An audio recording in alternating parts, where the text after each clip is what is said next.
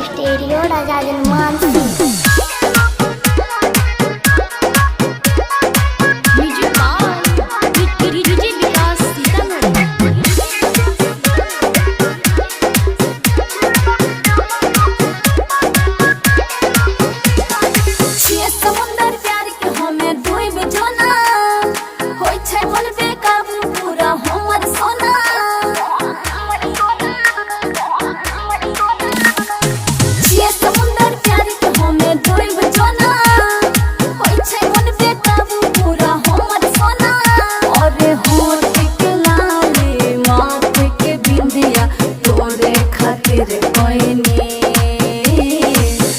के बीमारी जानू हमारा लागल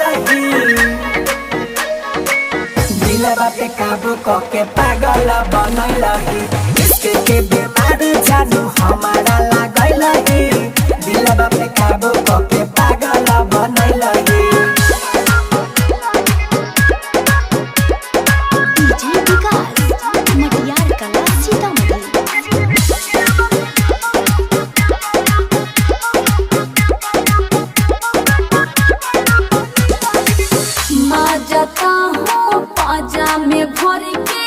सुना उठैला हो राजा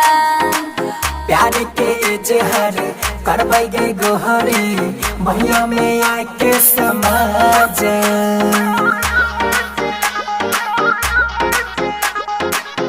मजता हूँ फौजा में भर के सुना उठैला हो राजा प्यार के जहर करबै गे गोहरी भैया में आके समाज दिल के भीतर यहाँ नाम तोहर जानू गेलो फैली इसके बीमारी जानू हमारा लागल दिलवा पे काबू के पागल बनल इसके बीमारी जानू हमारा लागल दिलवा पे काबू के पागल बनल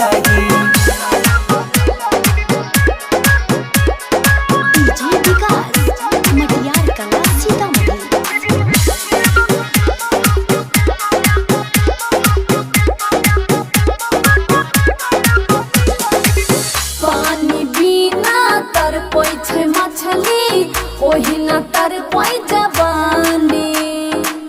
अब नहीं कुछ हो गई पलाहानी प्यार में होई छै नादानी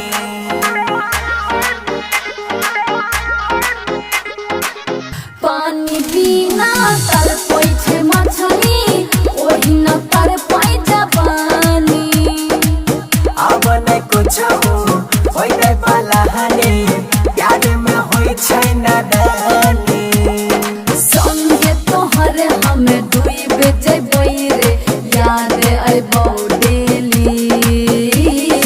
इसके बीमारी जानू हमारा लागल दिलवा पे काबू के पागल बनल इसके बीमारी जानू हमारा